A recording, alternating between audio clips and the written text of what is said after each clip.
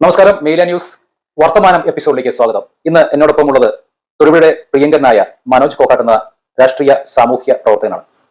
Business രംഗത്ത് ശോഭിക്കുന്നതൊപ്പം തന്നെ സാമൂഹ്യ സേവന രംഗത്തും സാംസ്കാരിക രംഗത്തും ഒരുപോലെ പ്രവർത്തിക്കുന്ന ശ്രീ മനോജ് കോക്കാട്ടാണ് ഇന്നത്തെ നമ്മുടെ മുഖ്യാതിഥി.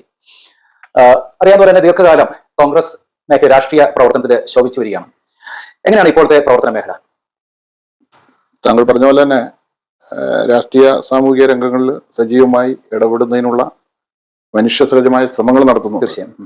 എത്രത്തോളം സക്സസ് ആണ് എന്നുള്ളത് മറ്റുള്ളവരാണ് വിലയിരുത്തേണ്ടത്. അതെ. തൊഴിലും പൊതുപ്രവർത്തനവും അല്ലെങ്കിൽ തൊഴിലും രാഷ്ട്രീയം എന്ന മുദ്രാവാക്യമാണ് ഞാൻ ഉയർത്തിപ്പിടിക്കുന്നത്. അതെ. അതിന്റെ പശ്ചാത്തലത്തിൽ ഞാൻ മെഡിസിനുമായി ബന്ധപ്പെട്ടിട്ടുള്ള ഒരു ബിസിനസ്സിലും ഏർപ്പെട്ടിട്ടുണ്ട്. തൊടുപുഴയില് ഒരു വളരെ ശ്രദ്ധേയമായ ഒരു മെഡിക്കൽ സ്റ്റോർ പ്രവർത്തിക്കുന്നത് എത്ര വർഷമായി തുടങ്ങിയിട്ട്? 18 വർഷമായി ഞാൻ ആ ബിസിനസ്. 18 വർഷമായിട്ട് തൊടുപുഴയുടെ ഔഷധ ആവശ്യങ്ങൾ നിറവേറ്റുന്ന തിരക്കുള്ള ഒരു ജോലിയാണ്. ഒപ്പമാണ് രാഷ്ട്രീയ പ്രവർത്തനം. രാഷ്ട്രീയ പ്രവർത്തനം താല്പര്യം തോന്നി എങ്ങനെയായിരുന്നു? രാഷ്ട്രീയ പ്രവർത്തനം ഞാൻ ചെറുനാളുകളിൽ സ്കൂളിംഗ് ടൈം തൊട്ട് പാർട്ടിസിപ്പേറ്റ് ചെയ്ത് വരുന്നതാണ്. അതെ. അതിലേക്കാണ് കൈപിടിച്ച് ഉയർത്തിയത്? ഒരു ഓർമ്മയിലൊരു ഗുരുനാഥനോ താല്പര്യം ഉണ്ടാകാനുള്ള ഒരു കാരണം? അങ്ങനെയില്ല. ഞാൻ കോൺഗ്രസ് പശ്ചാത്തലമാണ് എന്റെ കുടുംബം. അതന്നെ. സ്വാഭാവികമായിട്ടും ഹൈസ്കൂൾ ക്ലാസ്സുകളിൽ KSU എന്ന് പറയുന്ന പ്രസ്ഥാനത്തിൽ ആകൃഷ്ടമായി കടന്നു വന്നതാണ്. അവിടെ എനിക്ക് എന്റെ വീട്ടിൽ നിന്ന് അന്നത്തെ കാലത്ത് ഖദർ വസ്ത്രങ്ങൾ വാങ്ങിത്തരുമായിരുന്നു ചെറുപ്പത്തില്. അപ്പൊ അങ്ങനെ ഹൈസ്കൂൾ ടൈമിലൊക്കെ ഞാൻ ഖദർ സ്കൂളിൽ ഉപയോഗിക്കുന്ന സ്ഥിരമായി അല്ലെങ്കിലും യൂണിഫോം ഇല്ലാത്ത ദിവസങ്ങളിൽ ഞാൻ ഉപയോഗിക്കുന്ന ഒരു സാഹചര്യമായിരുന്നു. അപ്പൊ അങ്ങനെ ഖദർ ദേശീയ പ്രസ്ഥാനങ്ങള് അതുപോലെ തന്നെ സാമൂഹ്യ പാഠത്തിലെ പാഠ്യ വിഷയങ്ങള് കൂടുതൽ ഗ്രസിച്ചതിന്റെ പശ്ചാത്തലം, പിന്നെ കുടുംബപരമായ കോൺഗ്രസ് പശ്ചാത്തലം, അങ്ങനെ നമ്മൾ സംസർഗപ്പെടുന്ന ആളുകളെല്ലാം ആ ഒരു ചിന്താഗതിയിലുള്ള ആളുകള്. അങ്ങനെ ഞാൻ സജീവമായി KSUവിൽ ആകൃഷ്ടമായി. അന്ന് നമ്മുടെ കരിമണ്ണൂർ സെന്റ് ജോസഫ്സ് ഹൈസ്കൂളിൽ KSUവിന്റെ യൂണിറ്റ് പ്രസിഡന്റായിട്ട് അവരോധിക്കപ്പെടുന്ന ഒരു സാഹചര്യമാണ് ഉണ്ടായത്. കലാലയങ്ങളിൽ അങ്ങനെ ഒരു രാഷ്ട്രീയ പ്രവർത്തന വേദി അനുവദിക്കുമായിരുന്നോ? തീർച്ചയായിട്ടും. അന്ന് ജയ ജോസഫ് എന്ന് പറയുന്ന നേതാവായിരുന്നു KSUവിന്റെ സംസ്ഥാന പ്രസിഡന്റ്. ആ കാലഘട്ടത്തിലാണ് ഞാൻ കരിമണ്ണൂർ സ്കൂളിൽ KSUവിന്റെ യൂണിറ്റ് പ്രസിഡന്റായി എന്റെ രാഷ്ട്രീയ പ്രവർത്തനത്തിന്റെ തുടക്കം കുറിക്കുന്നത്. അതന്നെ. അതിനുശേഷം ജയ ജോസഫ്, ജെയ്സൺ ജോസഫ്, സതീശൻ പാച്ചേനി, ഇങ്ങനെ 3 സംസ്ഥാന പ്രസിഡന്റുമാരുടെ പ്രസിഡന്റ്ഷിപ്പില് KSU പ്രവർത്തനം സ്കൂൾ കോളേജ് തലങ്ങളിൽ എന്റെ ഭാഗത്തുനിന്ന് ഉണ്ടായിട്ടുണ്ട്. പിന്നീടാണ് കോൺഗ്രസിലേക്ക് കടന്നു വന്നത്. അവിടെ മാർഗദീപമായിട്ട് ഞാൻ ശ്രീമാൻ PT തോമസിനെയാണ്, അദ്ദേഹത്തിന്റെ പ്രവർത്തനങ്ങളാണ്, അദ്ദേഹത്തിന്റെ പശ്ചാത്തലങ്ങളും പ്രവർത്തനങ്ങളും, അദ്ദേഹത്തെയാണ് ഒരു രാഷ്ട്രീയ പ്രവർത്തനത്തിൽ ഒരു ഗുരുനാഥനായി ഞാൻ കാണുന്നത്. തീർച്ചയായും. ഞങ്ങൾ അത് ചോദിച്ചത് ആദ്യത്തെ നമ്മുടെ ഒരു സ്കൂളിംഗ് ടൈമില് അങ്ങനെ ഒരു ഗുരുനാഥനൊന്നുമില്ല. പൂർണ്ണമായ രാഷ്ട്രീയ രാഷ്ട്രീയ രംഗത്ത് നമ്മൾ അവരോധിക്കപ്പെടുകയോ അല്ലെങ്കിൽ പരിപൂർണമായി നിൽക്കുകയും ചെയ്യുന്ന ഒരു സാഹചര്യത്തില് PT തോമസ് എന്ന് പറയുന്ന മഹാപ്രതിഭയായ പൊതുപ്രവർത്തകൻ, അദ്ദേഹത്തിന്റെ പ്രവർത്തനങ്ങളെയാണ് ഞാൻ ആകൃഷ്ടമായി. ഒരു നിലപാടുള്ള നിലപാടുണ്ടെങ്കിൽ പറയുകയും അതിനോട് നിലകൊള്ളുകയും ചെയ്യുന്ന ഒരു നിലപാടുള്ള രാഷ്ട്രീയക്കാരൻ എന്നുള്ളതിൽ ഉപരിയായി അദ്ദേഹത്തിന്റെ ജീവിതവും സമർപ്പണവും പൊതുരംഗത്ത് വളരെ പ്രശംസനീയമാണ്. മരണം പോലും അദ്ദേഹം ഒരു വ്യത്യസ്തമാർന്ന ഒരു അവസരത്തെയും പശ്ചാത്തലത്തെയും സൃഷ്ടിച്ചാണ് മരണപ്പെട്ടത്. അദ്ദേഹത്തിന്റെ പാട്ട് ഓർമ്മയുണ്ടല്ലോ, മനോഹര തീരത്ത് ഇനിയൊരു ജന്മം കൂടി. ശരിക്കും ഹൃദയഭേദകമായിട്ടുള്ള വയലാറിന്റെ ഗാനങ്ങളെ കോടിക്കണക്കിന് ആളുകൾ വീണ്ടും അത് കേൾക്കാനും അല്ലെങ്കിൽ ആ പാട്ടിന് വലിയ പ്രസക്തിയിലേക്ക് കൊണ്ടെത്തിക്കുവാനും അദ്ദേഹത്തിന്റെ മരണത്തിന് ശേഷം കഴിഞ്ഞു എന്നാണ് മനസ്സിലാക്കാൻ കഴിയുന്നത്. സംഗീത മേഖലയിലുള്ള ആളുകളുടെ ഒരു തിരിച്ചറിവാണ്. ഒരു സംഗീതം പോലെ അദ്ദേഹത്തിന്റെ ഓർമ്മ ഇപ്പോഴും നമ്മുടെ അപ്പം അതേസമയം സാർ നമുക്കൊരു കോൺഗ്രസിനെ കുറിച്ച് പറയുമ്പോൾ ആദ്യം ഓർമ്മ ഗ്രൂപ്പുകളാണ്. അപ്പൊ അത് കോൺഗ്രസിനകത്ത് തന്നെ താല്പര്യക്കുറവുണ്ട്, ഒത്തിരി പൊട്ടിത്തെറികളൊക്കെ ഉണ്ടാകുന്നുണ്ട്. ശരിക്കും ഒരു കോൺഗ്രസ് പ്രവർത്തനമല്ലേ ഈ ഗ്രൂപ്പ് പ്രവർത്തനത്തെ എങ്ങനെയാണ് അങ്ങ് വിലയിരുത്തുന്നത്? കോൺഗ്രസിലെ ഗ്രൂപ്പുകള് പൊതുവേദികളിൽ അല്ലെങ്കിൽ മാധ്യമങ്ങളിൽ അല്ലെങ്കിൽ സമൂഹത്തില് ഒരു വ്യക്തതയുള്ള കാര്യമാണ് എന്നുള്ളത് മാത്രമാണ് അതിന്റെ പ്രത്യേകത. ഗ്രൂപ്പുകളില്ലാത്ത ഒരു സാമൂഹിക സംഘടന, രാഷ്ട്രീയ സംഘടന ഇല്ല എന്നുള്ളതാണ് എന്റെ കാഴ്ചപ്പാട്.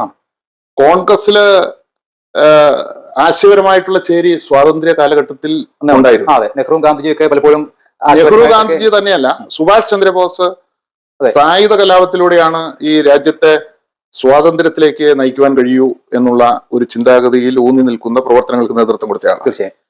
തീർച്ചയായും അതിലും വ്യത്യസ്തമായിട്ടുള്ള ഒരു ആശയമാണ് ഗാന്ധിജി ഉയർത്തിപ്പിടിച്ചത്. അഹിംസയിലൂടെ സ്വാതന്ത്ര്യത്തെ നമുക്ക് ഫലപ്രാപ്തിയിൽ എത്തിക്കാൻ സാധിക്കുമെന്നുള്ളത്. അവിടെ തന്നെ ആശയപരമായിട്ടുള്ള ഒരു ഗ്രൂപ്പിസം ഉണ്ടായിരുന്നു. നെഹ്റുവിൻ കാഴ്ചപ്പാടും വ്യത്യസ്തമായിരുന്നു. തീർച്ചയായും. നെഹ്റുവിന്റെ ഒരു സെക്യുലർ രാഷ്ട്രീയം അല്ലെങ്കിൽ നെഹ്റുവിന്റെ കാഴ്ചപ്പാടുകള്, യുക്തിക്കും ശാസ്ത്രത്തിനൊക്കെ നേതൃത്വം കൊടുത്ത അത് തന്നെ തീർച്ചയായിട്ടും. അപ്പൊ ഇതെല്ലാം വ്യത്യസ്തമായ ആശയങ്ങളുടെ പശ്ചാത്തലത്തിൽ രൂപം കൊള്ളുന്ന ഗ്രൂപ്പുകളാണ്. അതന്നെ കേരളത്തില് കരുണാകരൻ ആന്റണി കാലഘട്ടത്തിലും ഈ പറഞ്ഞ പോലെ ഗ്രൂപ്പിന്റെ വലിയൊരു അതിപ്രസരം ഉണ്ടായി എന്ന് നമ്മൾ വിശ്വസിക്കുകയും കാണുകയും ചെയ്തിരുന്ന കാലഘട്ടത്തിലും ആശയപരമായിട്ടുള്ള പോരാട്ടങ്ങളായിരുന്നു അതിലെ നമ്മൾ അർത്ഥതലങ്ങളിലേക്ക് കടന്ന് ചിന്തിക്കുമ്പോൾ കാണുവാൻ കഴിയും. തീർച്ചയായും. അതേസമയം നമുക്കറിയാം, ഇപ്പൊ പൊതുവെ എല്ലാവരും പറയും വളരും തോറും പിളരും, പിളരും തോറും വളരും എന്ന് പറയുന്നൊരു കേരള കോൺഗ്രസ് സംസ്കാരമാണ്. പക്ഷെ കോൺഗ്രസിനെ സംബന്ധിച്ച് എത്രമേൽ ഗ്രൂപ്പ് ഉണ്ടായാലും അത്രയ്ക്കും പാർട്ടി സ്ട്രെങ്തൻ ചെയ്യുന്ന ഒരു സാഹചര്യമാണ്, പാർട്ടി സ്ട്രെങ്തൻ ആകുന്ന ഒരു സാഹചര്യമാണ് നമുക്ക് ഇതിന്റെ കഴിഞ്ഞ നാളുകളിലെ ആ ഒരു ഭാഗം ചിന്തിച്ചാൽ കാണുവാൻ കഴിയും. അതന്നെ സാർ, അതുപോലെ നമുക്ക് ഓരോ കോൺഗ്രസ് പ്രവർത്തകനും തീർച്ചയായും ഒരു പ്രൊഫഷനാണ്. ഈ രാഷ്ട്രീയം എന്ന് പറയുന്നത് ഒരു പ്രൊഫഷണൽ ക്വാളിഫിക്കേഷൻ വേണം എന്ന് വിശ്വസിക്കുന്ന ഒരു കൂടുതൽ. കാരണം ബാക്ക് ബെഞ്ചേഴ്സ് ആണ് പലപ്പോഴും വരിക എന്ന് പറയുന്നുണ്ട്. എന്നാൽ ഈ ബാക്ക് ബെഞ്ചേഴ്സിന് ഒത്തിരി പ്രത്യേകതയുണ്ട്. അവർ വന്ന് കടന്നു പോകുന്ന കുറെ സാഹചര്യങ്ങൾ, ഇന്ററാക്ഷൻസ്, അതുപോലെ തന്നെ ടൈം മാനേജ്മെന്റ്, റിസോഴ്സ് മാനേജ്മെന്റ്, അപ്പൊ ഇങ്ങനെ വ്യക്തിബന്ധങ്ങളിലൂടെയും ഓരോ കാര്യത്തെ അഡ്രസ് ചെയ്യും ഒളിച്ചോടാതെ പ്രവർത്തിക്കുന്ന ഒരു മേഖലയാണ്. അപ്പൊ സാറിനെ സംബന്ധിച്ച് ഏകദേശം ഒരു 30 പതിറ്റാണ്ടായിട്ട് ഈ രാഷ്ട്രീയ മേഖലയിൽ പ്രവർത്തിച്ചു വരികയാണ്. തീർച്ചയായും ഈ ഒരു മേഖലയിൽ ഒരു അംഗീകാരം കിട്ടിയതായിട്ട് വിശ്വസിക്കുന്നുണ്ടോ? അർഹിക്കേണ്ട ഒരു അംഗീകാരം ലഭിച്ചു വിശ്വസിക്കുന്നുണ്ടോ? 88 ഓൺവേഴ്സ് ഞാൻ വിദ്യാർത്ഥി രാഷ്ട്രീയത്തിലൂടെ പൊതുരംഗത്തുണ്ട്. അതിന് അവിടെ ഈ ചോദ്യം ഒരു മെറ്റീരിയലിസ്റ്റിക് ആയിട്ട് മറുപടി പറഞ്ഞാൽ അതിൽ ചിലപ്പം ഉദ്ദേശിച്ച പോലെ നമ്മൾ ആഗ്രഹിച്ചതുപോലെയുള്ള തലങ്ങളിൽ എത്തിയില്ല എന്ന് കണ്ടെത്തേണ്ടി വരും. അതായത് ഉയർന്ന പദവികളിലേക്ക് എത്താനുള്ളതായ ആ ഒരു റൂട്ടില് അല്ലേ അത്.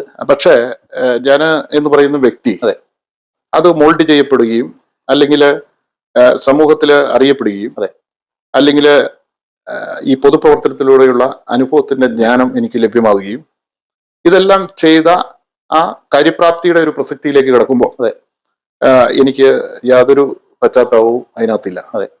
പിന്നെ ഈ സ്ഥാനമാനങ്ങൾ എന്ന് പറയുന്നത് അത് സബ് ഭഗവാൻ കെ ഹാത്തുമേ ഹേ എന്ന് പറയുന്നത് പോലെ അത് നമ്മളില് അർപ്പിതമായ കാര്യങ്ങൾ ചെയ്ത് മുന്നോട്ട് പോവുക എന്നുള്ളതാണ് എൻ്റെ രാഷ്ട്രീയ ഗുരുനാഥൻ PT തോമസും ഞങ്ങളെയൊക്കെ പറഞ്ഞു പഠിപ്പിച്ചിരിക്കുന്നത്.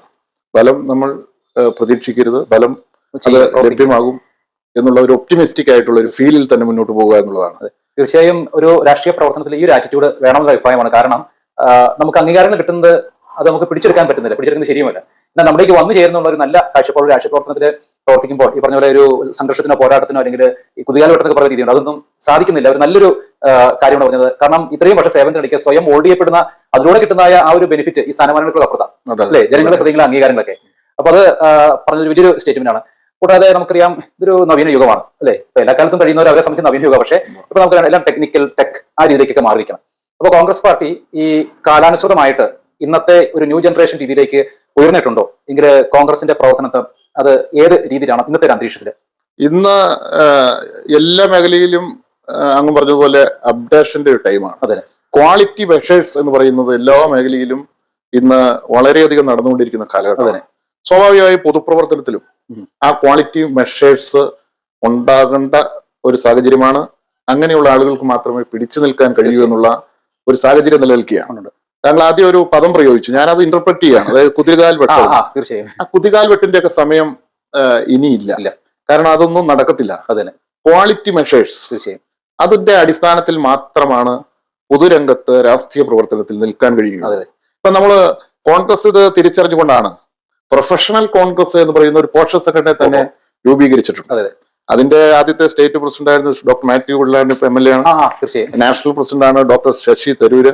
അപ്പൊ ആ ഒരു കോൺഗ്രസ് പാർട്ടി തന്നെ ആ ഒരു പുതിയ കാലഘട്ടത്തിലേക്ക് ചുവടുവെക്കുന്ന പ്രൊഫഷണൽസ് ആയിട്ടുള്ള ഇച്ഛാശക്തിയുള്ള ക്രീമായിട്ടുള്ള ആളുകളെ കൊണ്ടുവരുന്നതിനുള്ള ഒരു നല്ല തുടക്കം നടത്തിയിട്ടുണ്ട്. അപ്പം ഇനി അങ്ങനെ ഒരു കാലഘട്ടമാണ്. അത് നമ്മളിപ്പോ ഒരു സബ്ജക്റ്റ് എടുത്ത് പരിശോധിച്ചാലും ആ സബ്ജക്റ്റിൽ നമുക്ക് എത്രയധികം അപകടതയുണ്ട് എന്നുള്ളതിന്റെ അടിസ്ഥാനത്തിലാണ് ആ മേഖലയിൽ ജോലിയിൽ നമുക്ക് പ്രവേശിക്കാൻ കഴിയുള്ളൂ. ഇന്റർവ്യൂ ആണ് ഇപ്പം ഏറ്റവും ഹൈലൈറ്റ് ആയിട്ട് നിൽക്കുന്നത്. മാർക്ക് ഷീറ്റ്സ് ഒക്കെ ജസ്റ്റ് വ്യൂ ചെയ്തിട്ട് മാറ്റി വെക്കുകയാണ്. നമ്മൾ പേഴ്സണലി ഇന്റർവ്യൂവിനാണ് പ്രാധാന്യം ഇപ്പം. അപ്പൊ സ്വാഭാവികമായിട്ടും അങ്ങനെ ഒരു കാലഘട്ടത്തിൽ സ്റ്റഫ് അല്ലാത്ത ആളുകൾ പിടിച്ചു നിൽക്കില്ല എന്നുള്ളതിന് യാതൊരു തർക്കവുമില്ല. അതിന് നീണ്ട വായന വേണം, ചെറിയ രീതിയിലുള്ള എഴുത്ത് വേണം, നമ്മൾ അനുഭവങ്ങൾ വേണം, മറ്റുള്ളവരുമായി ഇടപെടലുകൾ വേണം. അതിന്റെ അടിസ്ഥാനത്തിലുള്ള വലിയ ഒരു ഗ്രഹപാഠവും കാര്യക്രമവും ഉണ്ടാകേണ്ടിയിരിക്കും പൊതുപ്രവർത്തനത്തിൽ. നമ്മൾ ഉറപ്പിച്ചൊരു നല്ല കാര്യമാണ്. കാലാനുസൃതമായിട്ട് അപ്ഡേഷൻസ് ഈ രംഗത്തും ആവശ്യമാണ്. കാരണം പുതിയ നിയമങ്ങൾ, പുതിയ കാര്യങ്ങൾ, ആളുകൾക്കുണ്ടാകുന്ന സാംസ്കാരികവും അതുപോലെ തന്നെ വ്യക്തിപരമായിട്ടുള്ള മാറ്റങ്ങൾ ഇതെല്ലാം ഉൾക്കൊള്ളണം. നമുക്ക് പറയുന്നത് ജനങ്ങളെ ഇന്നത്തെ കാലത്ത് പറ്റിക്കാൻ പറ്റില്ല. കാരണം ഓരോ മനുഷ്യരെയും ജനം വാശിയാണ്. ഇപ്പൊ രാഷ്ട്രീയ രംഗത്ത് എല്ലാവരും ഒരു സംഘടനയോടുള്ള ആവേശം കൊണ്ട് നമ്മളെ സ്നേഹിക്കും, കരുതും, ഇഷ്ടപ്പെടും. പക്ഷെ അത് ഇലക്ഷൻ വരുമ്പോൾ പലപ്പോഴും നമ്മൾ പ്രതീക്ഷിക്കുന്ന ആൾ നഷ്ടപ്പെടുകയാണ്. അപ്പോൾ പ്രവർത്തനവും അപ്ഡേഷനും ഉണ്ടെങ്കിൽ മാത്രമാണ് ഈ ഒരു രംഗത്ത് ജനഹൃദയങ്ങളിൽ ഇടം നേടാൻ പറ്റുന്ന ഒരു തിരിച്ചറിവ് പറഞ്ഞത് വളരെയധികം സന്തോഷമുണ്ട്. അതുപോലെ തന്നെ കഴിഞ്ഞ ദിവസം കേട്ടൊരു സ്റ്റേറ്റ്മെന്റ് ആയിരുന്നു, അതായത് രാഷ്ട്രീയ പ്രവർത്തകര് അവർക്ക് പ്രത്യേകിച്ച് ഒരു ജോലി എന്ന് പറയുന്ന സംഭവമില്ല, പക്ഷെ അവർക്ക് എന്നും തിരക്കാണ്, ഓട്ടമാണ്, കയ്യില് വരുമാനമില്ല, പക്ഷെ അവരങ്ങനെ റിച്ചാണ്, പണം അങ്ങനെയൊക്കെ ഉണ്ടാക്കുന്നു. അപ്പൊ ഈ തൊഴിലില്ലാതെ എങ്ങനെ വരുമാനം ഉണ്ടാക്കുന്നത് ആളുകൾ നോക്കുന്നുണ്ട്. രാഷ്ട്രീയ പ്രവർത്തനത്തിന് മാത്രം ഇതിനുമാത്രം വരുമാനം കിട്ടുമോ? അങ്ങനെ ഒരു സാഹചര്യം നിലവിലുണ്ടോ? രാഷ്ട്രീയ പ്രവർത്തനം നമുക്ക് ധാരാളം പണം ഉണ്ടാക്കിയെടുക്കാൻ സോഴ്സ് ഉണ്ടോ? ജനങ്ങൾ അങ്ങനെ കരുതുന്നുണ്ട്. അതുപോലെ തന്നെ പണിയെടുക്കാതെ സംഘടിപ്പിക്കുന്ന രീതിയിലൊക്കെ. അപ്പോൾ സാർ ഉയർത്തിപ്പിടിച്ചത് തൊഴിൽ, അതോടൊപ്പം തന്നെ രാഷ്ട്രീയ പ്രവർത്തനം. ഓൾറെഡി മെഡിക്കൽ സ്റ്റോർ രംഗത്ത് പ്രവർത്തിക്കുന്നു. അതിൽ നിന്നാണ് ആ പ്രവർത്തനത്തിൽ നിന്ന് കിട്ടുന്ന വരുമാനത്തിലൂടെ രാഷ്ട്രീയ, സാമൂഹ്യ, സാംസ്കാരിക, റെഡ് ഉൾപ്പെടെയുള്ള സംഘടനകളൊക്കെ പ്രവർത്തിക്കുന്നുണ്ട്. അപ്പൊ തൊഴിൽ രാഷ്ട്രീയവും ഈ ഒരു ആധുനിക സാഹചര്യത്തിൽ നമുക്ക് പറഞ്ഞ രാഷ്ട്രീയ പ്രവർത്തനത്തെ പണം ഉണ്ടാക്കാനായിട്ട് ജോലി ചെയ്യാണ്ട് പണം ഉണ്ടാക്കാൻ പറ്റുന്ന ഒരു സാഹചര്യം നിലവിലുണ്ടോ? അല്ലെങ്കിൽ അങ്ങനെ ചെയ്യുന്ന ഒരു രീതി ശരിയാണോ? അല്ലെങ്കിൽ തൊഴിൽ രാഷ്ട്രീയം എന്ന അങ്ങയുടെ നിലപാട് ഇന്നത്തെ കാലഘട്ടത്തിന് വെച്ചുകൊടുക്കാൻ പറ്റുന്ന ഒരു പ്രധാന ചിന്ത എന്താണെന്ന് പറയാം? ഞാൻ സാമൂഹിക മാധ്യമത്തിൽ സജീവമായി നിൽക്കുന്ന ആളാണ്. അതെ. ഈ സാമൂഹിക മാധ്യമത്തിന്റെ പ്രത്യേകിച്ച് ഫേസ്ബുക്ക് അതിന്റെയൊക്കെ തുടക്ക കാലഘട്ടത്തിൽ തന്നെ തൊഴിലും രാഷ്ട്രീയവും എന്ന ഒരു പശ്ചാത്തലത്തെ കുറിപ്പെഴുതി ഹൈലൈറ്റ് ആക്കിയ ഒരാളാണ്. പിന്നീട് അത് MLA മാരും മറ്റു പലരും അത് പറഞ്ഞു കഴിഞ്ഞപ്പോൾ അതിന് വലിയൊരു പ്രസക്തി ഉണ്ടായി എന്നുള്ള ഒരു യാഥാർത്ഥ്യമാണ്. സ്റ്റേറ്റ്മെന്റ് കാണുകയുണ്ടായി. അപ്പൊ സ്വാഭാവികമായിട്ടും ഞാനത് അതിന്റെ ഒരു തുടക്കം ഉയർത്തി ആ മുദ്രാവാക്യത്തെ കൊണ്ടുവരുന്നതിന് ശ്രമം നടത്തിയ ഒരു എളിയവനാണ് എന്ന് വിശ്വസിക്കുന്ന ആളാണ്. തീർച്ചയായും അങ്ങനെ തന്നെ വേണം. അപ്പൊ നമ്മള് ധാരാളം ചിന്തകൾ ശ്രീ മനോജ് കോക്കാട്ടിലൂടെ കേൾക്കുകയുണ്ടായി. രാഷ്ട്രീയ രംഗത്തെ 3 പതിറ്റാണ്ടുകൾ കഴിഞ്ഞ സേവന രംഗത്ത് അനുഭവങ്ങൾ നൽകുന്ന പാഠം ഏറെയാണ്, ജനങ്ങൾ പഠിപ്പിച്ച പാഠങ്ങളും ഏറെയാണ്. അപ്പൊ ഇന്ന് വർത്തമാനം എപ്പിസോഡിൽ വന്ന സാർ പ്രത്യേകം നന്ദി പറയുന്നു. അവർ ഈ എപ്പിസോഡ് കണ്ടുകൊണ്ടിരിക്കുന്ന എല്ലാവർക്കും എല്ലാവിധ ആശംസകളും അർപ്പിച്ചുകൊള്ളുന്നു. നന്ദി, നമസ്കാരം.